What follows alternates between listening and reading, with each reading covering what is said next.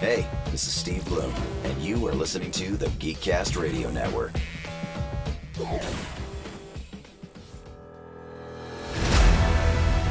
You're tuned in to Steve Megatron on Altered Geek. Hello and welcome to Altered Geek, the podcast that is ever evolving and becoming altered, as is our geekdom. We discuss everything from television and film to gaming, streaming technology, and simply put, things we are geeking out to. I'm your humble host, Steve Megatron Phillips, and as always, thank you for tuning in. This episode is a little off kilter as I'm trying something new. So let me know what you guys think in all the various places, whether it's geekcastradio.com, feedback at alteredgeek.com, at alteredgeek on Twitter and Facebook, or simply my Twitter handle at SCP21. So without further ado, here's our question of the week. Yes, I'm bringing that back.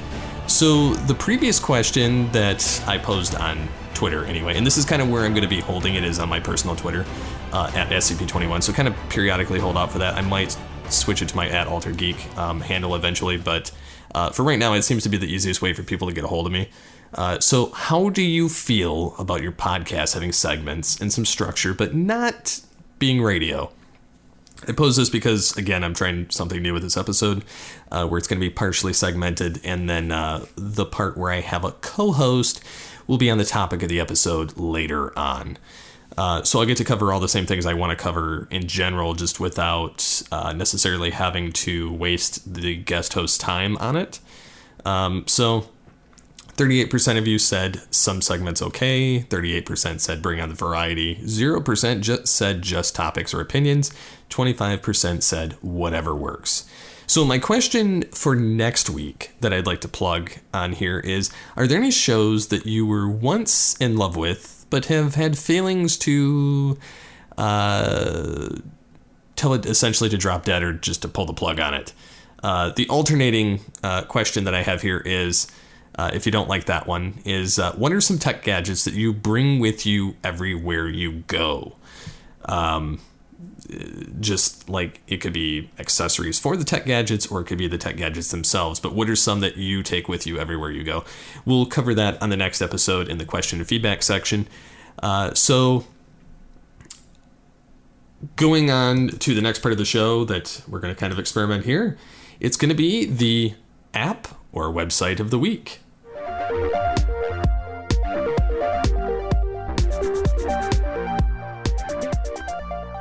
So the app / website plugin of the week is Blueberry's WordPress plugin, which, if you're a podcaster, you know what this is. If you have a WordPress site, you kind of know what it is, maybe, depending on what you use or your utilities or whatnot. But one of the things that I found interesting about this, and I'll have a lot of this in the show notes of the episode, they recently did an update that allows podcasters to set their shows so they can have people skip to a position, which again enables podcasters to directly link and highlight show segments, making it easier to promote a specific topic to their audience. Explained Todd Cochran, the Raw Voice / Blueberry CEO. He says that he is excited to have this feature now, and we know our podcasters and their audiences will be too. Previously, you had to use like the AAC format to kind of do something in that vein or something similar to that. So it'll be kind of nice to see where this takes place. I'm probably going to try it out, probably not right away. Once I more so figure out how the segments are going to work on the show, I'll probably start doing it then. But I do agree that it is a good idea, being able to allow people to skip stuff that they, basically the fat of the episode that they don't want, and go right to what they're actually clicking on the episode for, which, again, I find to be a highly motivational reason for podcasters in general to use this, because it makes your show more relevant to those that are listening. So again, it's Blueberry's WordPress plugin, PowerPress. So if you're a podcaster and you use WordPress and you use all those things, you need to have this. It's very helpful for your RSS feed. It's very helpful for just having your stuff on your website, the player, anything. Even if you don't use Blueberry as your podcast host. I've used Spreaker previously. Before that, it was Blog Talk Radio, and before that, it was directly on the server. So, again, it's still some things we're working out on the new website as far as some of that's concerned. But yeah, it's definitely a must-have in my opinion if you're going to have the website in general. So, moving on, we're going to have the review of the week.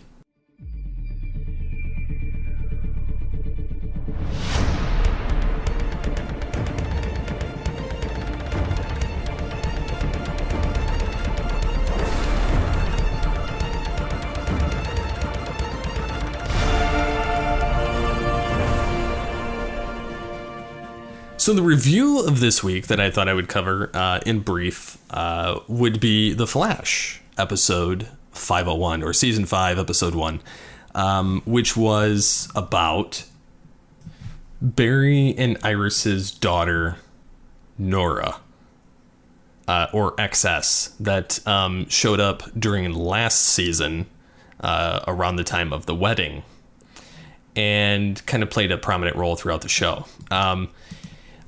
Also of note for this episode, I'm not going to spoil everything. I'm just going to kind of blitz through some of the stuff that I found interesting and some of the things that I liked and didn't like. But they kind of played with this estranged daughter from the future concept in this. And Barry was extremely concerned about damaging the timeline as per usual. You get to see her in her costume. You get to see her running. Barry has no suit because it was destroyed at the end of the last episode.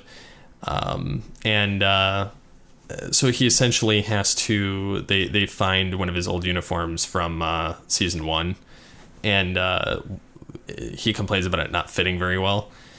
And the police officers, when he goes to this particular scene, are like, going old school Flash, and he says, yeah, blah, blah, blah, blah, blah, and then he's attempting to fight off the villain, and XS gets in the way and screws it up. So then that uniform's toast.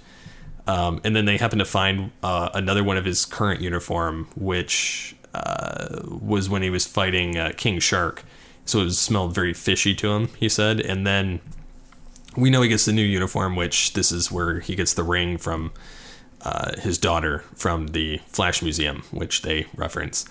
So it's really interesting in that they finally go back to the Gideon thing where they referenced the Crisis on Infinite Earths, where Barry disappears or dies supposedly, and that he's still missing 25 years later, and they cover the article where Iris West Allen is still covering stuff about him.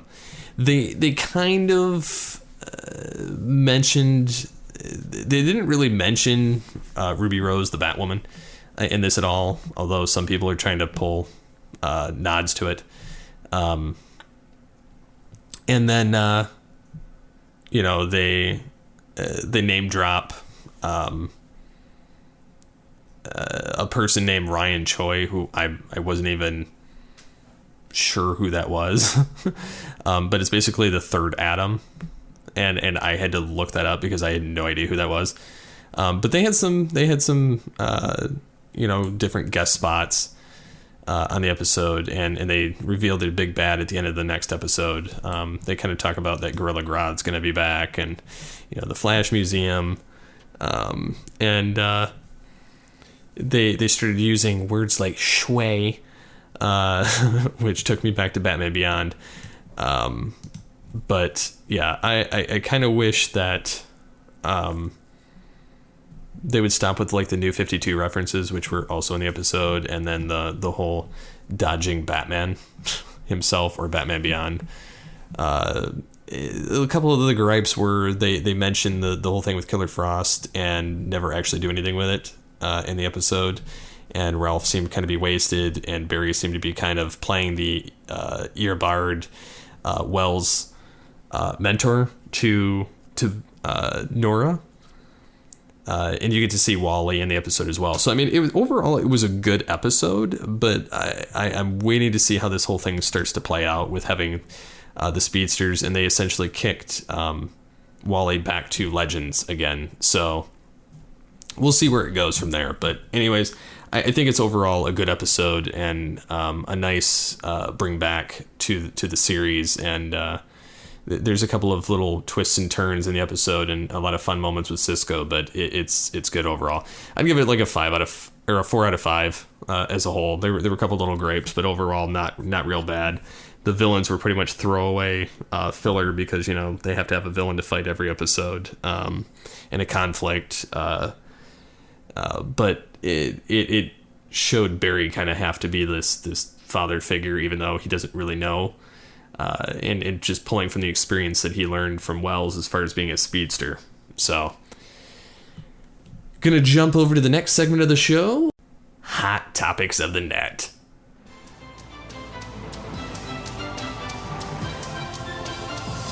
So let the games begin. It's funny, we went from cable packages to a la carte design with streaming.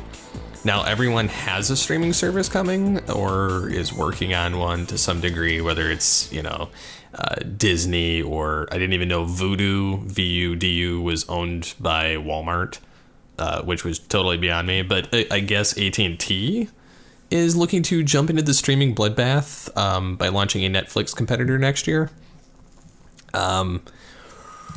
Which I'm a little iffy on. Like, I really don't know what they're gonna do as far as that. But they, like I said, they announced having a new one after purchasing Time Warner. So the only thing I can think is that they're going to kind of pool things together. Now, AT&T owns HBO, Warner Brothers, and Cartoon Network as a part of their merger. And it's, you know, obviously HBO is going to be more expensive next year, probably because it's going to be a part of the cable package now. But anyways, they're wanting to launch their own streaming service in late 2019 to compete with like Netflix, Hulu, and Disney. Which Disney is going to be, you know, just as much of a juggernaut as Netflix and Hulu, and so will AT&T at this point, owning all of Warner Brothers. Now, it remains to be seen what they're going to do with Warner Media's content or Time Warner's content. Being DC is going to have their own streaming service. Now, the other thing is you may see a double dip. You may see some of the DC stuff end up on AT&T's streaming service as well because they'll also own DC, but I think we're going to start seeing more HBO content, more things in that nature, just like how Netflix is kind of building their own massive library of movies and television shows. I think that we're going to start seeing the same thing with HBO and with Time Warner's part of being in AT&T. And honestly, like, I don't know how many, and we kind of talked about this in the last episode, but I don't know how many of these it's going to take before the market crashes on all of these streaming services. Because AT&T, I mean, yeah, they're going to have some of these different things that are kind of pulling for them. Netflix and Hulu kind of have a majority of like original content, as does Amazon. And I mean, they have a lot of other stuff too, but they realized long ago that wasn't going to hold out. So they got ahead of it before everybody else. And so like CBS is trying to play catch up, which they're not even really a major competitor. The only thing they got going for them is their back library and Star Trek. And then Disney is going to have, you know, properties like Star Wars and Marvel and so on and so forth, and all of the Fox library. So it's going to be real sticky situation to kind of see how it goes on their service when they launch it. One thing I would like to see is like a better interface than what all of these have, because I've used Netflix, I've used Hulu, I've used PureFlix. Netflix and Hulu seem to have the best setup. I've used Amazon at one point just to try it, and it was atrocious. I couldn't even like differentiate between free and paid materials when I was on the devices, and so I just was like, screw it, so I canceled it. It really wasn't worth it for me. And so I posed this question on Twitter, but will this service make a difference to you? Would you sign up for more than one? Or would it have to, or would you have to select a few to keep costs low? And Tyrannicus on Twitter said that they would need compelling original content that I can't get elsewhere. I never considered signing up for CBS before Star Trek Discovery. And I didn't pay for HBO until Game of Thrones. Netflix, Hulu, and Amazon always have things I want to watch, and I would have Amazon anyway for the Prime shipping. HBO usually does with newish movies added every week. CBS, well, you've got me there. Because he's a Star Trek fan, so he's going to sign up for it because Star Trek. Which I'm not a fan of really a lot of these services.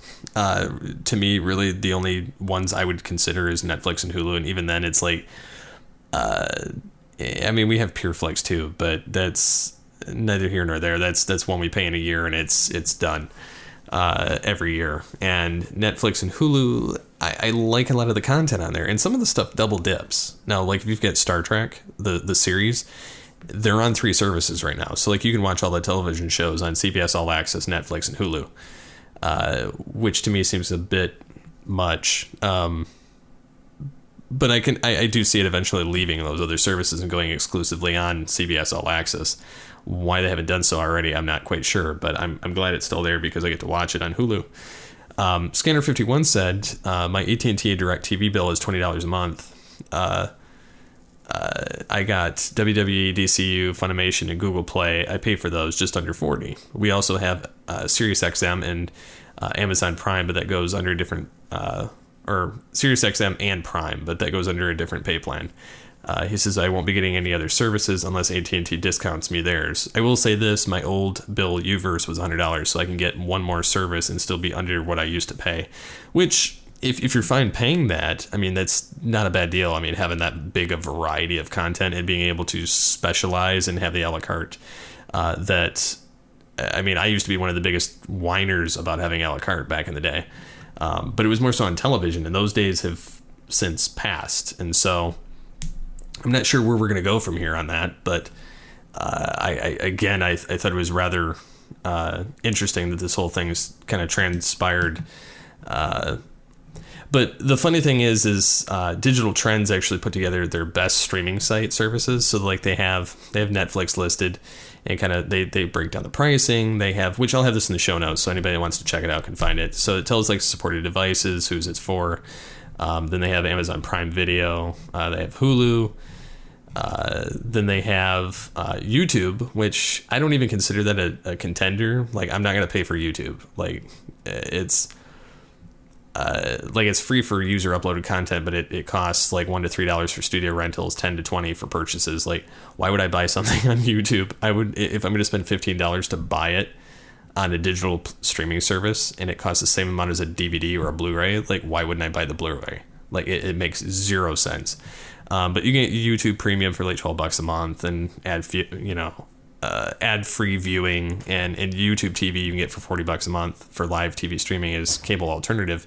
But if you're going to pay that, you might as well just get cable. Like I don't know, because a lot of it you can stream through their services anyway. Like Comcast lets you do that. Google Play has movies that you can do the same thing with. You can buy them, you can purchase them, you can do it with TV shows.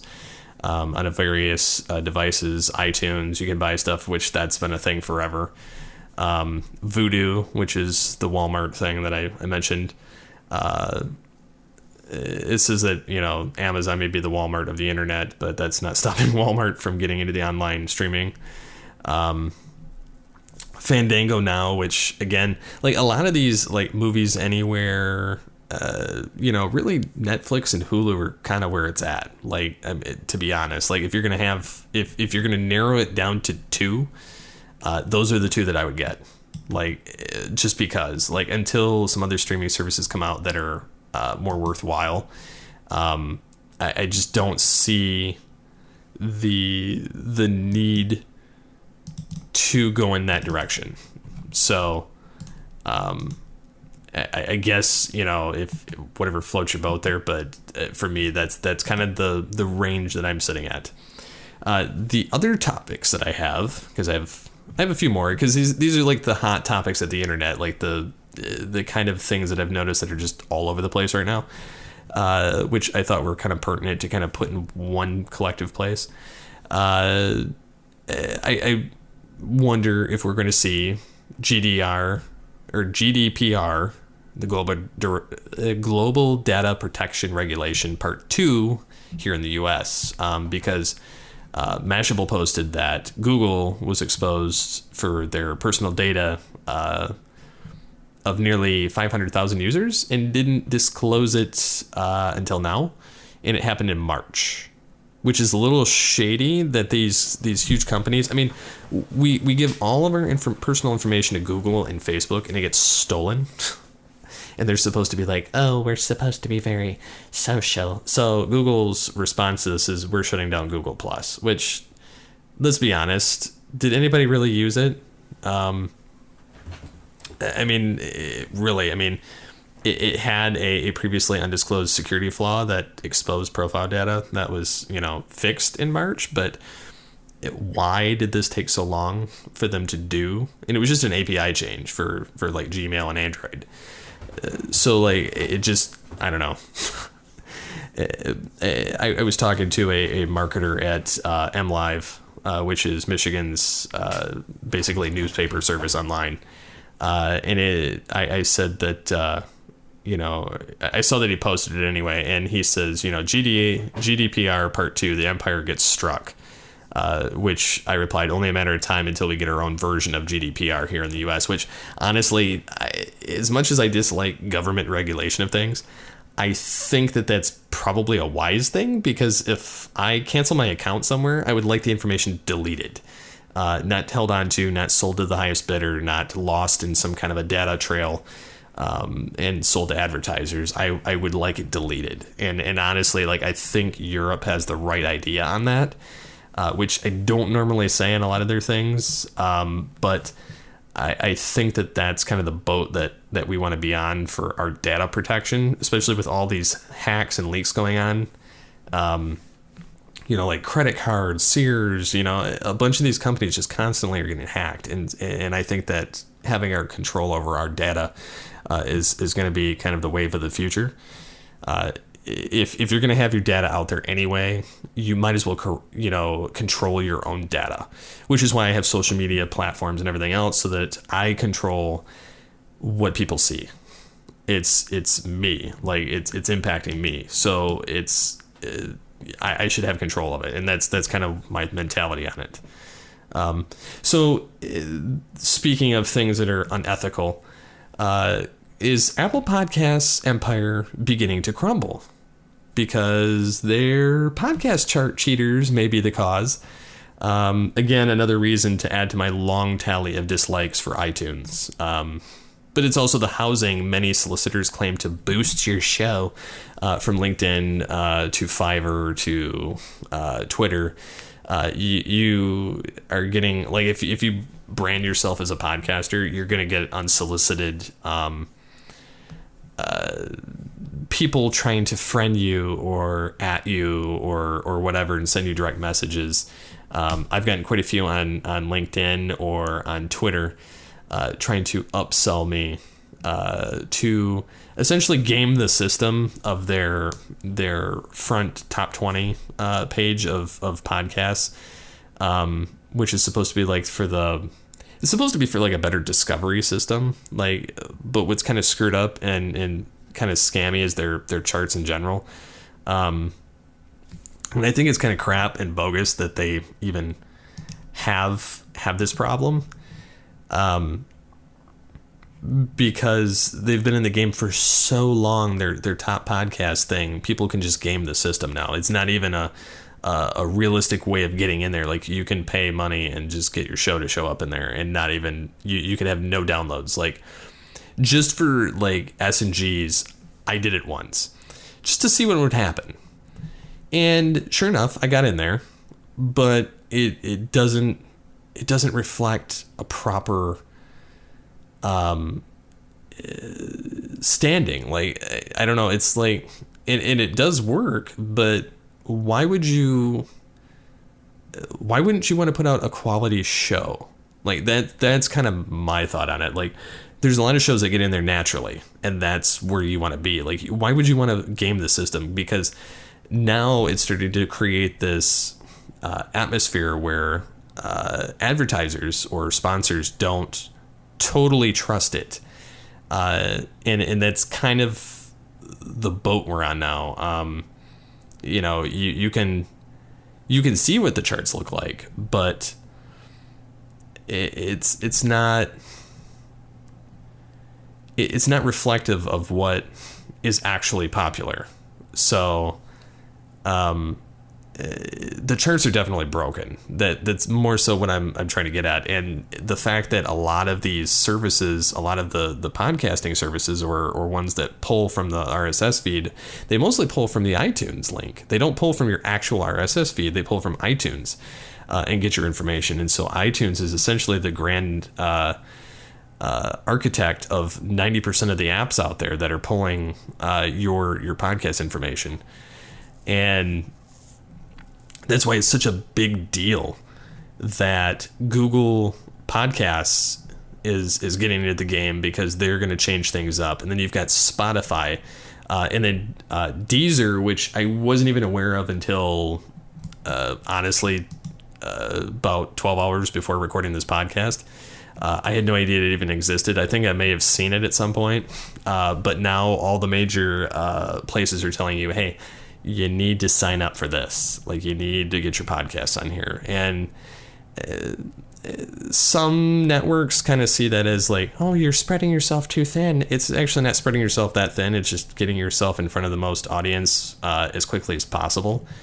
And essentially, with all of these different services coming and going, or at least coming and everybody joining on them, you want to be first on the bandwagon anyway, before people tend to flood the market. And iTunes is so flooded now at this point that it's difficult to be seen.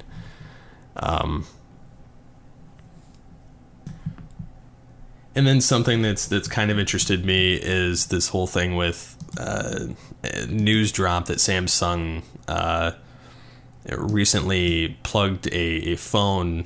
It's the Galaxy A9 instead of the S. It's the A for whatever reason. They announced the world's first 4 cameras on the back of the phone for the mid-range device at photography enthusiasts, which honestly, I mean, they have, a few days ago, they released the A7 with 3 rear cameras. And now they're like, oh, we're going to do a quad camera.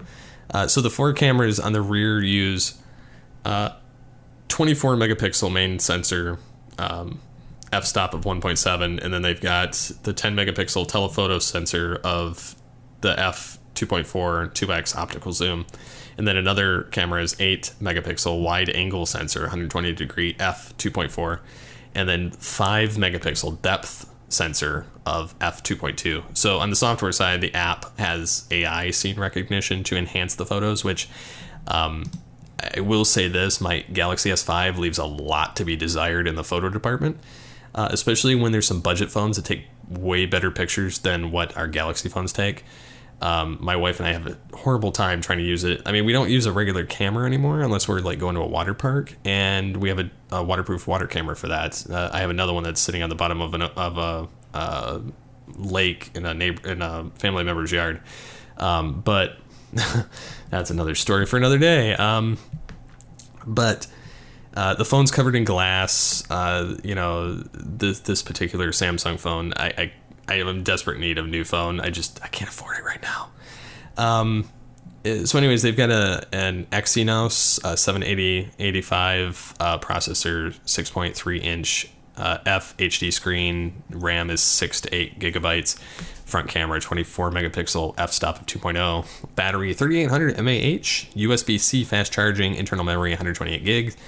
And software is Android 8.0 with Samsung UX experience.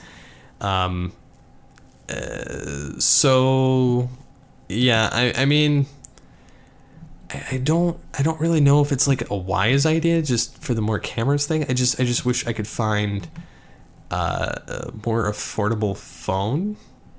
I don't know. I mean, I know Huawei P20 Pro came out like last month or something. with information about their 3-camera phone and their flagship.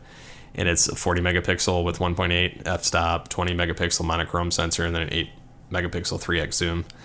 I'm a little interested in trying it, but I don't know. I mean, a lot of these are getting very good picture quality for modern cameras and night view and various other scanning or black and white photos or things like that. But I can't see spending like $1,000 on a phone. I could spend that on a laptop and feel much more satisfied. So I don't know. What do you guys think about any of this stuff? Does it impact you? What really stands out to you out of these news topics that I brought up? Let me know in the comments on the website or in the various places I mentioned earlier on social media. So going to be coming back on the other side with some news and speculation on comic books and, well, it's just fun, like comic booky film stuff. So we'll be back after this.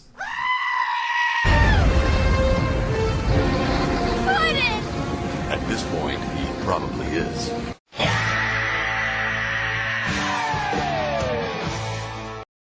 And we're back. So, yeah. So they made this announcement that there is going to be a Black Widow movie. Scarlett Johansson is going to get paid a $15 million payday for it. Much like her male co-stars who were in Captain America and Thor, respectively, in the Infinity War. Basically what they made in that film. So she'll make that. Yeah, it's still a heck of a lot more than what Downey Jr. got for the first Iron Man, which is $500K. But yeah, now Downey's like $50 million whomp. So yeah, I'll be looking forward to a Black Widow movie. I would be down for that because honestly, like, I like the character. I like her as an actress. So I would be down for that. Like, I'm just glad that they're getting well paid. And Brie Larson, speaking of which, Captain Marvel, is signed on for 7 Marvel Studios movies. So mind you, she's already filmed 2. She's done the Avengers 4 and Captain Marvel. So that's 2 down out of 7. So that leaves 5 left. So it remains to be seen what those entail. But it says that she's getting in the ballpark of like $5 million for a role in the solo Captain Marvel movie. And then in exchange for the hefty payday, Larson reportedly agreed to the 7-picture deal, which locks her into multiple franchises. So I'm wondering what that means with multiple franchises, whether it be Captain Marvel or be other maybe like superhero films showing up, kind of like how Black Widow's shown up in like Captain America and Iron Man and things like that. So it'll be interesting to see what they do with her character when they introduce her for the first time. There's speculation that the Avengers could always continue under the leadership of Captain Marvel, Doctor Strange, and Black Panther going forward, and then teaming up with other people. But we'll see what happens. I'm kind of interested. The other thing I'm kind of interested about is James Gunn directing the Suicide Squad sequel, because I was not a fan at all of the first one. And since Disney and Marvel fired Joss Whedon for his distasteful tweet, which honestly was just a distasteful tweet and a stupidity mark of 10 years ago. But yeah, so Warner Brothers has lured another Marvel alumni to rework the Suicide Squad sequel, writing and potentially directing the second film to feature the criminal super team. And there's rumor he may change the entire cast and the characters that are focused on in the thing. And I know Dave Bautista has mentioned interest in wanting to work with Gunn on this side of the fence. And it would be kind of cool to see. I mean, they're going to have Harley Quinn anyway in Birds of Prey, so it's not a big deal if they take her out of it. But we could end up seeing like a proper Bane. We could end up seeing a lot of characters that, never really get any kind of a mention. And so I would be down to see what he does with it. I don't know if I would watch it per se. But it's still an interesting development. One guy's throwaway is another person's, director. So, I mean, they're just trading back and forth at this point now. So Star Wars new Episode 9 set reports hint at return to original trilogy planets. So they're going to have, all the returning casts. Mark Hamill will be returning as a Force Ghost, obviously. Carrie Fisher will appear with unreleased footage from Episode 7. And then probably that'll be it. But they're going to be filming in like Ireland, Italy, and California, which Ireland is hinting at appearance from Octu, while Phantom Menace shot in Italy as a stand-in for Naboo. Multiple sequences in the original trilogy were filmed in California, ranging from Death Valley, standing in for Tatooine, and the redwoods of Northern California for Forest Moon of Endor. I mean, it doesn't mean that those are going to be the things that they do, but I can't say I wouldn't be excited to see them go back to some of these planets and just see what they do with it in modern day and see, some of these things show up anyway. So, I mean, those are some of the things that are going. The other thing is we got our first look at Ruby Rose as Batwoman, which it's interesting. It doesn't look bad at all, though. It looks like what I would expect for like a CW Batman costume. And it doesn't look terrible. Like, I mean, it could look worse. It looks very much like what I expect for the character. And, it comes right out of the comic book. So, I mean, it's, again, she looks cool in it. Again, if it gets spun off to another series, I'm not going to watch it. It has more so to do with I don't want to pick up another show. Just like Black Lightning, I really enjoyed the first season, but I really don't want to continue picking up another show, so I've dropped that. Supergirl, not going to be watching that this season. I will be watching Legends, Arrow, and Flash out of the CW. I've dropped Supernatural as well. So again, it's just I just don't really want to watch any more TV shows. I'm more so waiting for some stuff that I'm actually wanting to see, which is like the new Picard series and Discovery and Norville and things of that nature. So, but yeah, it's coming anyway for the crossover of having her character show up. So, but they dropped the image of her walking with a bat signal in the background. And honestly, like, if they could have Batman Beyond show up and have like this level of aesthetic for Legends of Tomorrow, I would be ecstatic. But they're saying if the show gets picked up for Batwoman, it would appear during the 2019-2020 season, with Greg Berlanti being executive producer alongside Jeff Johns, as they're attached to all the DC series. So, and then the trailer for M. Night Shyamalan, or however you say his name, Shyamalan, the trailer for Glass, Mr. Glass, teaming up with the Beast and going against Bruce Willis's David Dunn character in this trailer. I did not see Split. I did like the original film, which for the life of me I cannot remember. It was like, wasn't it like Unbroken or something like that? I can't remember the name of it, but I did enjoy the original film with Sam Jackson and Bruce Willis, and I think Glass will be mighty interesting to see what they do with it, and kind of round out the trilogy, and who knows where they go from here. I really don't. But it has me intrigued, and it's more so because there's a mythos there, and I watched the original film, so I'm invested already, and so that's why I more so care about that. And then, of course, DC dropped a 5-minute trailer for DC's Aquaman, which I have yet to watch, but I'm looking forward to exploring. And Disney blew its load with a teaser trailer for Aladdin, where they show Aladdin, and then it sounds like you hear Frank Welker doing "A Diamond in the Rough." The Cave of Wonders. So the Cave of Wonders, it sounds like Frank Welker, just with like a deeper vocoder. But it could be very well somebody else. But yeah, it looked very interesting. So yeah, that's what came about on that. So we're going to switch over to the topic of the episode, which is we asked for feedback and add topics, and obviously we weren't disappointed. In just a few moments, I'll be cutting to a clip of myself and Birdman Dodd discussing Nintendo Land coming to Universal as Marvel leaves to rejoin the Great Mouse in the Sky Disney.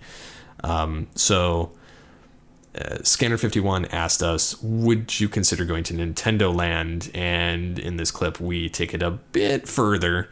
Also, we kind of briefly discuss Netflix doing the choose your own endings like Black Mirror and things like that, where it kind of nosedived after that. But yeah, so that's where I'm going to leave it. And I'll be back after that. And now our feature presentation. Hello and welcome to Altered Geek 301 with your host, Steve Megatron Phillips, joined by Mike the Birdman Dodd. I just wanted to make a dinosaur noise. That's what a dinosaur sounds like, evidently. That's what dinosaurs sound like, children.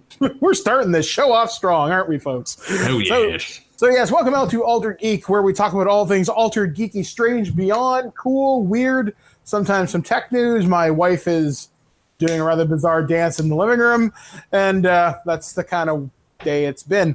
But anyway, so yes, we are here on Altered Geek to talk to you about, well, kind of what's happened in the world over the last week or so, sometimes some topics of interest to us, be them good, bad, or ugly. And we try to keep things positive on this show because the world does not need any more hate. You mean the world sucks? Exactly. I don't need any more hateful podcasts because everybody does that negativity thing, and you know what? I'm done with it. Yep. Done with it. So,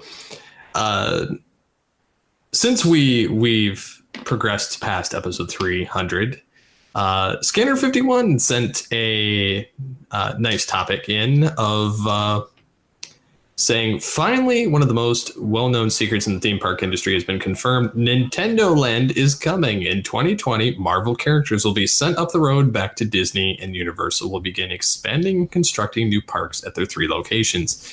The Mushroom Kingdom, Pokemon Land, a Mario Kart racetrack will be constructed. But most importantly, Hyrule is getting a land. Hyrule takes over Islands of Adventure in Florida. Don't get me wrong, I'm excited for Star Wars Land over here in Disneyland, but Universal just found a better way to get me into their parks. Zelda Link Hyrule. I want to ride Eponia. I hope I get to pull a Master Sword from a pedestal. Would you consider going to Nintendo Land? See, to me, Hyrule is cool and everything, but I can't think of anything super iconic outside of, say, the Master Sword, Epona, maybe the Temple of Time from the Ocarina of Time. But try and name me 5 enemies from Zelda. Is Ganon one of them? Okay, Ganon's one of them. That's all I know. Yeah, you got Octoroks, Moblins, Zora, though I think that's a race of people, honestly. I don't know. I mean, it's going to look cool. Basically, to me, Zelda is Nintendo's fantasy, and I know the hatred, the sulk, the tears are coming. I like Zelda. I think it's cool, but the last one I played was A Link Between Worlds, and before that, I played A Link to the Past. I hated Breath of the Wild. I knew! Blasphemer! I don't know. I'm also not a Switch gamer frankly blow me. I'm not excited for that. You know what would be cooler, in my opinion, if they wanted something really, really to hype people up? You want to give a scary element to Nintendo Land? You make the planet Zebes, you make Metroid Land, and you turn it into an age-appropriate scare fest where you have Metroids pop out or space pirates, Samus, or if you could turn Metroid into one of those 4D theater experiences where the guy comes out, maybe the ride rocks you back and forth. Maybe you could go through Planet Zebes with Samus or Ron going to defeat Mother Brain, and maybe crap gets sprayed in your face. The rocket ship rocks you around. You turn into the morph ball. You go through like caverns and everything. That would be cool because you could have a horror sci-fi element. With Zelda, you're getting generic fantasy, in my opinion. And like I said, I like the idea behind Zelda, but I'm also the same guy that hates Ocarina of Time. By the way, at Birdman on Twitter, I'm sure I'm going to get replies on this saying, you bastard. I don't know. Zelda, to me, I don't like 3D Zelda. But I don't see a lot of the lore in Zelda. If I'm wrong, tell me where to find all this wonderful lore. See, I'm not really a huge fan of Zelda anyway. Mm-hmm. I'm more of a fan of like Mario, Donkey Kong, the original 151 Pokemon. Once they got beyond that, I was kind of like, yeah, I'm done. Yeah, like once they got past Pokemon Yellow, I'm like, okay, I can't keep track anymore. Well, once they went Gold and Silver, I tried playing it, and I was like, I want my Charmander. I don't care about your little your fire dog. Yeah, exactly. I don't know what a Cyndaquil is or a Totodile. Yeah. If it wasn't for Pokemon Go, I wouldn't know what half these creatures are. Yeah, so I've never played Pokemon Go. I work with somebody that does, though. But yeah, I don't know. I would be more apt to see some of those things. Like maybe if they could get the level of Super Smash Brothers, like level of characters, like if you could get, like a Sonic, a Mega Man, some of those things in there, like I would probably care more just because you'd have more range. I could see Pokemon World being really cool for this. Yeah, I could see it. Especially if they theme it after the original 151. Stick with Kanto and Ash, Brock, and Misty. Incorporate the anime as well as the games and have that cross appeal. I know that's Viz Media, I think, does Pokemon, but Disney, Pokemon Land, make it awesome. If you're gonna go all out, go everything. Go right to the wall with it. I mean, have people dressed up as Pokemon trainers, which they probably will. I know one of the things that happens to conventions, if you have your like 3DS with you or whatever, and you battle a gym leader at a convention, they'll hand you a physical badge to say that you beat them. That's funny. Yeah, and if they did that on a Disney scale, you know how cool that would be? Hey, I just beat the rock trainer at Disneyland or Disney World or whatever. Here's an exclusive badge. That's awesome. That's wicked. Because I guarantee you, they're not going to be selling Master Sword replicas at the freaking gift shop. If they do, they'll be toys. They're not going to be cool United Cutlery or whatever. But still, Mario Land makes sense. Mushroom Kingdom, everybody can name 5 Mario enemies.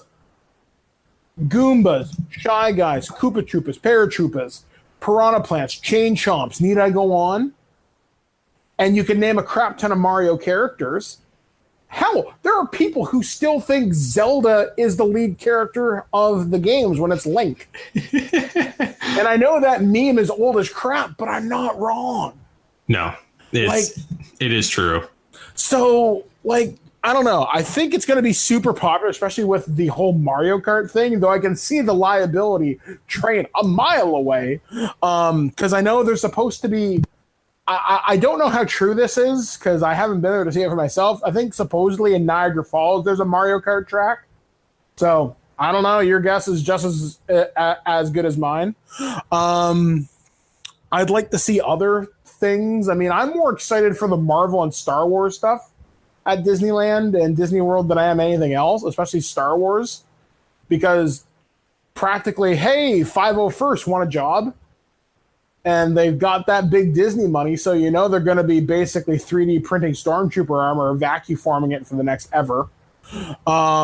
And plus with the Star Wars live-action TV show, The Mandalorian, that's going to be bringing people in large droves. Oh yeah, I'm looking forward to seeing what they do with that. Just because, well, one, it's an unexplored territory. Yeah, exactly. They've touched upon the Mandalorians and Rebels. I imagine in Star Wars Resistance, they'll probably talk about it a chunk. But it's always been a set of the lore that hasn't been explored a whole chunk outside of the expanded universe. It's never been really seen on screen before. So I'm pretty hyped for it. I mean, it's going to be awesome. But going back to Disneyland and Disney World and all that thing, Nintendo has a lot of untapped potential because one of the things I think they could do, especially if they touch some of their older properties, we live in the age of VR. Going back to this 4D ride experience, give everyone a 3D headset or like the HTC Vive or the Oculus or whatever, or something even better. Put them in Star Fox. All right, kids, you and your group of R-Wings are going to fly a mission against Andros. Go.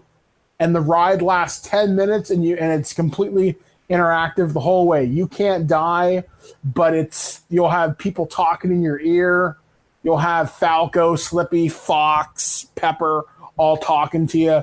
That could be really fun. And hell, just the idea of people coming out in costumes could be really awesome too. Like, there's so much potential with Nintendo Land. I mean, once again, I hate the harp on the whole Zelda thing. I see a Zelda-themed restaurant being a better idea than being Hyrule itself. But once again, I may very well be wrong. There's probably some huge Zelda nut out there screaming at their screen right now saying, "But Mike, don't you know about the Wind Waker?" It was cel-shaded, and that's where Toon Link came from, and that's about all I know. So if I'm wrong, tell me. But Mario Land has so many possibilities. So many games to mine from. Like, hell, just going to the restaurants would be cool. Thinking about all the Super Mario themed food and drink you could have. You could even have like Koopa Troopa bowls if you wanted to go the extra mile. Like, I imagine the gift shops will make Nintendo World in New York look like a burned out Toys R Us at this point, because my God, it'll be Disneyland, Disney World prices, but you'll be able to find some amazing exclusive merch. Oh yeah, definitely. Like, there's just so many possibilities that I'm stupid excited for this, but I want Nintendo to look at other classic properties that they could take advantage. Like I said, Star Fox, sure, the game for the Wii U sucked, but they thought it was cool enough to do a partnership with Ubisoft and do something. My God, they need to have the World Smash Brothers Finals, not at EVO, but at Nintendo Land. Can you just imagine that? That would be really cool. The other thing that they could do down there, I was thinking about, is VR Pokemon. Oh my God, yes. Oh, actually, one thing I've been very curious about is how many Pokestops are down there. Because I play a lot of Pokemon Go now that I have my like power wheelchair and I can actually get outside. I'd be very curious just to see how many things spin and how many unique Pokemon you can find down there. Like VR Pokemon, especially now with Pokemon Let's Go Eevee and Let's Go Pikachu, with the Pokeball accessory you can just wear on your belt and auto catch Pokemon. So many possibilities, plus special event Pokemon. If you told the Pokemon Go community that their next Pokemon Go event was going to be held at Pokemon Land in Florida or California, it would sell out within minutes. If you told them You can get Mewtwo here. Every legendary Pokemon spawns often. That place, you'd see an uptick in traffic. Sure, it wouldn't be a huge bump from the everyday people, but you get hardcore people going there. I honestly think you could sell Pokemon like vacation packages, and it would sell. Probably. That would be awesome. Disney, hire my ass. I have ideas, and you can do it. They'll just listen to the podcast and steal them from you. Oh, bastards. But yeah, like there's so many neat ideas that Disney could do. I mean, they're Marvel Universal stuff. Yeah, like duh. Actually, I saw this post on Facebook and it made me sad because we're seeing the revival of Double Dare. I know they filmed a bunch of episodes during the summer and the spring this year, and they're airing them on Nickelodeon. I miss the old Nickelodeon building with the slime fountain down at Universal Studios in Florida.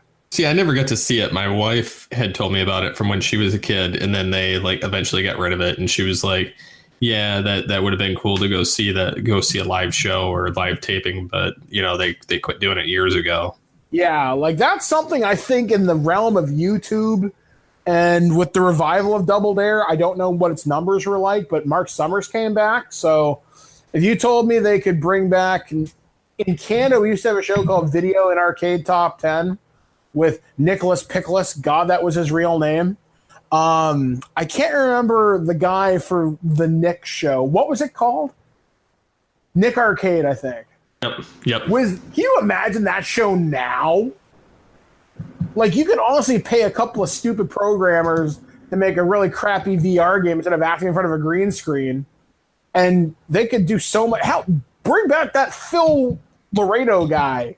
He's not doing anything. I think I've seen him on Facebook. You could do so much. My God, Nickelodeon, you could do so much more instead of these crappy shows you're making. And don't get me started on that Ninja Turtle show. But theme parks are awesome. Hell, now that Power Rangers is owned wholly by Hasbro, do they have any stake in any theme park right now? I don't know. Because can you imagine, I mean, when the next Power Ranger show comes out, which is Beast Morphers, if you told me at Universal Studios, if they did it for a summer, here's the Beast Morphers live action show, kind of like how they do the big, like it was Waterworld for years. When you told me there was a live action stage show where they come out, fight a monster, maybe bring out like guys in suits as Zords, and it was like an interactive 20-minute show, I bet you that would generate some pretty big interest in the brand, considering like they bought it from Saban for like some ridiculous amount of money. And the Power Rangers brand under Hasbro will be treated very, very well. I'm actually surprised there's not a Transformers world or something. I know they've got a show at Universal. Yeah, and it's like one of those 4D rides or something. Which whoopie.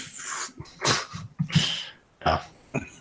But yeah, I mean, there's so many properties that could go well into a theme park. I mean, you couldn't do a Power Rangers theme park. I'm sorry, I'm a huge fan of the franchise. I think it'd be better as a stage show. It would work maybe on exhibit at a theme park.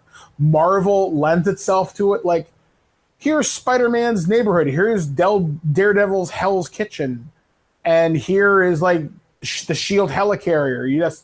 Or SHIELD headquarters, and here's Agent so-and-so to lead you around for the day. Stuff like that. You could do so much with the Marvel stuff, and that's going to be cool. Star Wars, as we said previously, I don't even need to talk about it because we know the idea is going to be awesome. Oh, yeah, totally. And I'm definitely looking forward to seeing what they do with the new show of The Mandalorian and just seeing some Boba Fett-style armor in the show. Plus it's Jon Favreau, so like he's gonna do it justice. And it's set after the fall of the Empire, so it'll be after Return of the Jedi. Yeah, it'll be after Return of the Jedi, but before The Force Awakens. So in that period before the First Order, when there was the Imperial Remnant, stuff like that. If you remember the old expanded universe novels, which they're gonna throw it all out all that continuity. But I'm sure they'll come up with something just as good. The criminal underside of Star Wars has been explored in novels and books before, and it's been really well fleshed out. It wouldn't surprise me. There was a canceled Star Wars game years ago called Star Wars 1313. It wouldn't surprise me if elements of that game ended up in the Mandalorian TV show, because I think that could be cool. That's a prediction I'm making now. It would be a crime if Daniel Logan, young Boba Fett, didn't get a cameo appearance or something as Boba Fett, although technically Tamura Morrison is Boba Fett, but whatever. I wonder if they'll touch upon that, the old clones. Oh my God, if you gave me live action Commander Rex and it's Tamura Morrison, I know he's a movie star, but really, he's not doing that much, and it's Disney Star Wars money. He's not going to turn it down. We'll see, I guess. I mean, realistically, you could even have Anthony Daniels show up as 3PO. Because he just does the voice. It's not him in the suit anymore. At least I don't think it is. No, it's been him. Okay. I hear he's a real dick. Probably based on social media. Yeah, because I have heard stories, which is unfortunate. Although Jeremy Bullock's a nice guy. He's Boba Fett. Yeah, I see him post a lot. And I met David Prowse years ago. He was an okay guy. Although when I met him, he couldn't sign anything because he was really sore and he was just having a really bad day. I'm like, okay, that's cool. I'll catch you next time. So I didn't feel too bad about it. I just got to say I met Darth Vader, so party on. Did you get a picture with him? No, I didn't, because he couldn't stand up because his knees are basically made out of broken glass. Oh, you should have just been like, hey, I'll just be next to you then. I just didn't want to bother the guy. I'm like, all right, that's cool, man. I totally get it. Although Tamura Morrison was like, here, I'll give you a promo. Let's talk for a few minutes. And then Daniel Logan is like, I've got a story for you. He's a really nice kid. That kid deserves a lot more recognition than what he gets. I'm trying to think of what else can I talk about theme parks about? I think Universal used to have a Ghostbuster experience at one point. I know they had X-Men. Yeah. There was like an X-Men like show. I was there in like the early 2000s. That'd be really cool to see. I had pictures of it somewhere. I'd have to look, but they all get out of like a van, and it's all the X-Men characters and, you know, fighting Magneto, and it was crazy. One that could work surprisingly well because it relies a lot on simple costumes. You could do Doctor Who real easy. But that's more of a United Kingdom thing. And I imagine there's probably a Doctor Who experience over there in some capacity now that you got like the female Doctor, and that took off really, really well. Although I still miss David Tennant, and I always will. Although Eccleston was a badass. But Jodie Whittaker, I think her name is a really good Doctor. And I think she's going to be a wicked first female Doctor. So hopefully it sets a really awesome precedent. Anyway, I heard the ratings were really good. Yeah, and they showed it in theaters and everything. But if you told me I could go to Universal Studios, wherever, and I got a chance to fight Daleks and Cybermen, and hell, Doctor Who is made of nothing but weird aliens. You told me I could do that? Sign me up. Because I know when they do the stuff over in Britain, it's super, super hardcore. I think it would be just as popular over here in North America. Thinking of other things that would be fun to do. Actually, this is kind of neat. This is not a theme park thing, but it's something that's actually happening close to me rather soon. I think it's this weekend. Actually, let me pull up the information because I'm sure we have some listeners in Toronto. So let me talk about it. If you go to between Thursday, October the 11th, and October 14th, if you go to 502 Adelaide Street West in Toronto, from 11 a.m. to 3:30 p.m., and then 1 p.m. to 7 p.m., then 1 p.m. to 7, 1 p.m. to 7. You can do a Call of Duty Black Ops 4 themed escape room. I never thought I'd see a Call of Duty experience. I know I think it was Infinite Warfare, they had like paintball out in California for like a bunch of journalists and everything, but this is meant for everybody, I think.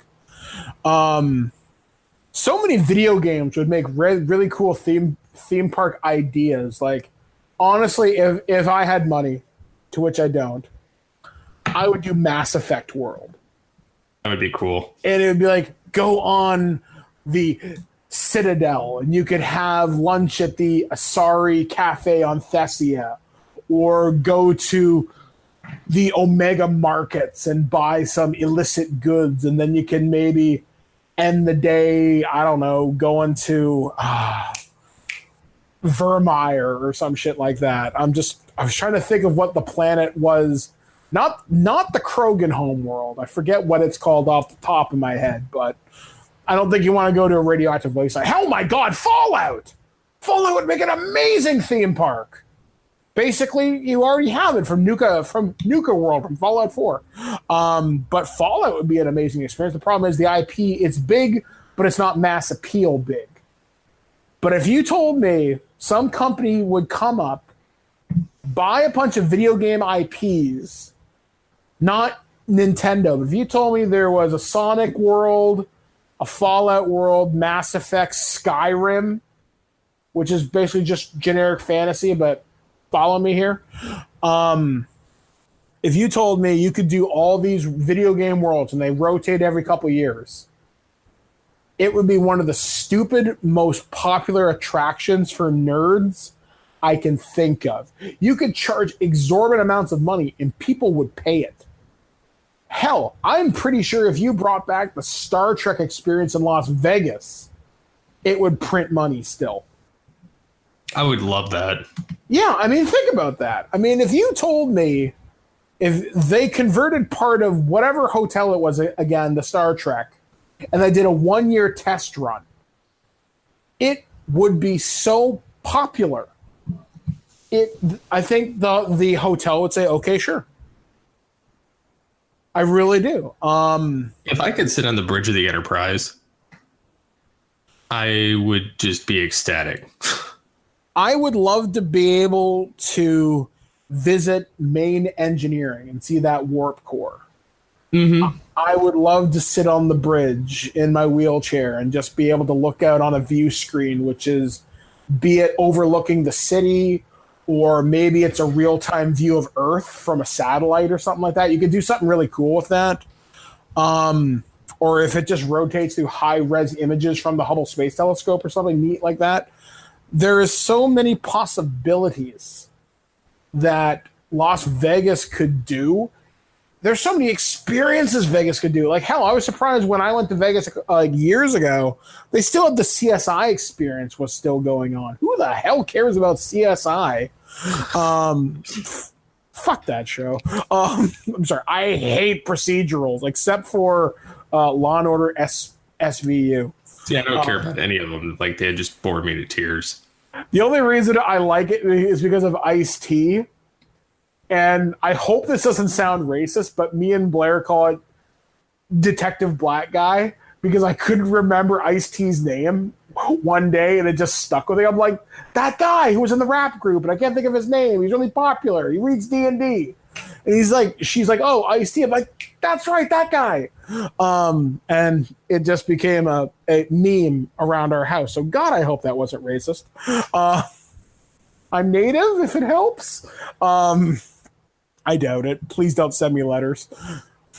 Please don't send me letters. But yeah, like there's so many properties that are rich for this. Can you imagine? Now, this would have to have happened a couple of years ago when the franchise was super, super hot. If you told me they opened a My Little Pony theme park or attraction, if you told me you could go to Equestria, first off, you are making little boys and little girls happy. That's awesome. The brony crowd would come out in droves for good or bad, depending on what side of the fence you fall in with that fandom. Again, really popular kids franchise.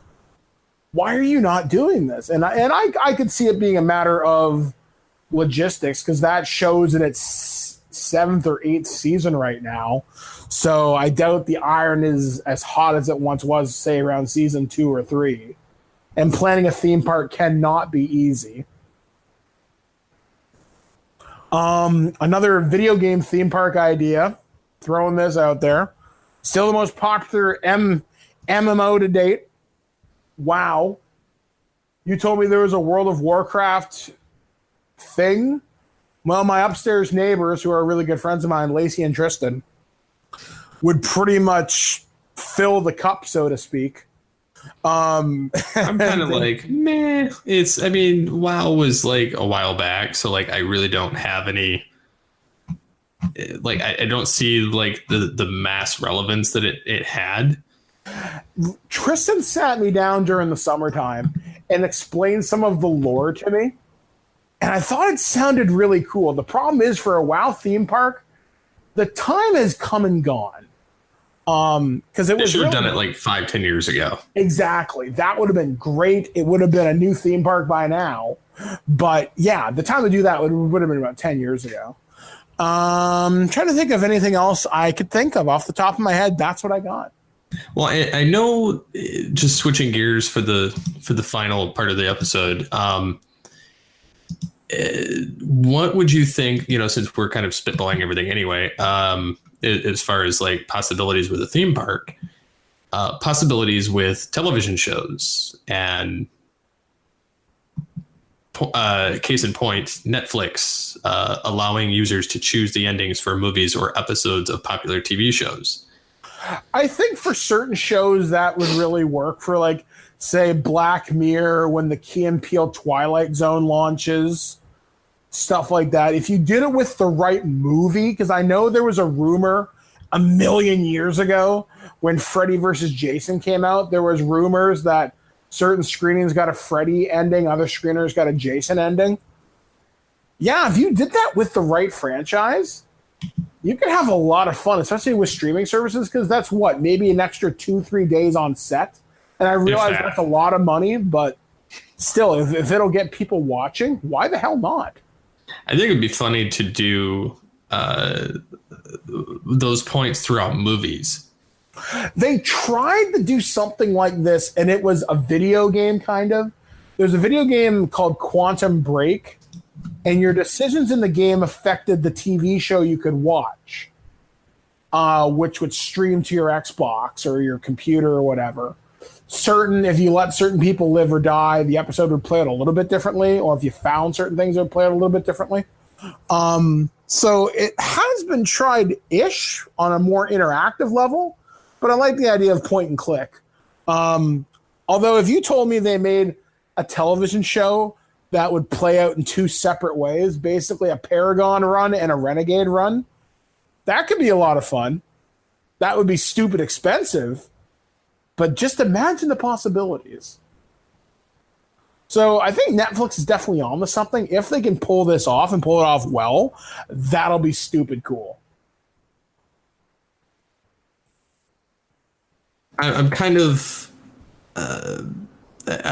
wondering what they're going to do with it. I know that they said that they'd kind of released an animated program like Puss in Boots or in Book, where viewers could choose whether the cat fights a god or a tree, or where kids can go back and watch, the other one, and then saying how Black Mirror has a main narrative and then being able to go off in another direction. So I mean, I kind of see the interest in trying the choose your own adventure. However, I don't know if that's going to be feasible money wise. I mean, granted, Netflix doesn't really care; they just kind of print money. But it'll be interesting to see whether this is something that more different streaming devices take on, or if this is just like a Netflix thing that they kind of specialize in, because I really don't see anybody else wasting the money to do it. Mm-hmm.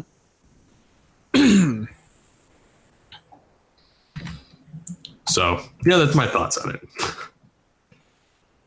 So anything else you want to bring up before we go? Trying to think of what else. Finally, one of the other projects I work on, as I mentioned on Future Imperfect, is Terrible Warriors. I'm finally starting the season 2 of the Cambridge Chronicles. We're going to be playing Shadowrun 2nd Edition. As of this recording's release, I should have had their characters created. So that'll be exciting to see what Tristan and Alex do to my plans this year. I'm sure it'll end up with someone chained up in a bathtub being hit with a rubber chicken. I'm entirely sure that my epic, grand, sweeping political storyline of intrigue and betrayal will end in a clown car of disaster and stupidity. Because it always does. That's Dungeons and Dragons, folks. The best laid plans go. So stay tuned for that. That'll be on terriblewarriors.com coming up in the next little bit. We should be airing Marvel's Avengers right now, which I've called Avengers Aftermath, which what happens seconds after Thanos' infamous finger snap. So we will see what happens to my street level heroes as they battle the Kingpin in what's left of New York City. So we'll find out what happens there. Other than that, keep it locked to my social media. I'm always posting cat pictures and other random meandering thoughts. So you can find me on Instagram, Twitter, and Facebook at Birdman. I respond to anybody and everybody. I like interaction. I like conversation. It's fun. And a suggestion for the show, Steve, so people can be a little more interactive with us. I have an idea. Okay. We need an official Altered Geek or Geekcast Radio Discord. And maybe people can chat at us throughout the day and we can hang out with them. I'm active on it on Terrible Warriors. I play with it on some of my favorite streamers like Fuya and other people like JV 2017. So look into that. I think you'll find Discord a lot of fun, especially it's a great tool to interact with people. I have one for Altered Geek. I just have no idea how to use it. Well, consider that your homework before the end of the month. Figure it out. Alrighty, so that clip is over. And so what did you guys think about this episode? Did you like the way that the show was segmented? Did you like how it was broken up? Was there something that just didn't jive well? Was there something that you think could have been done better? We'll still have some like old segments that like, you know, cast your own show type thing that Birdman and I did. I'm planning on having this topic section be a rotating panel of hosts, so I don't have the same people week after week after week. So there may be different people on. I do have Movie Revolt Dan planned for next week, and I have DJ Valentine planned for an episode in the near future. And then Booth Ninja will be back probably monthly at this point, just until his schedule gets figured out a little bit more, and we may have 3 people on, but or I may backlog some episodes of the guest host, and some of those may not be timely. Some of them may be. If they're timely, they'll be released immediately. If not, then it'll probably be backlogged just so that I have a rotating panel. But let me know what you guys think. Please leave a show a review in iTunes. That would help me out. Rate it, review it. Be sure to subscribe to the podcast. We're pretty much all over the place. We're on Spreaker, we're on iTunes, we're on Google Podcasts, Spotify, iHeartRadio, Stitcher, you name it, we're probably there. Share the podcast, tell a friend about it. And again, trying to build it up. If you really enjoy the show, please do that. You can interact with the show as well, letting me know what you're geeking out to weekly by using the hashtag What's Geeky to You, which is always on the Altered Geek page, or there's usually a tweet from myself that goes out weekly. So let me know what you guys think, what you guys want to see on the next episode, whether it's breaking news, a tip of the day, a review, interviews. I'm planning on going back through some catalogs of people that we've podcasted with, or people that we've talked to on this very podcast, and maybe doing an update. So there's a lot of things planned in the ether. So if you guys enjoyed the episode, let me know. And until next time, thank you for listening, and get altered, get geeky with the Altered Geeks.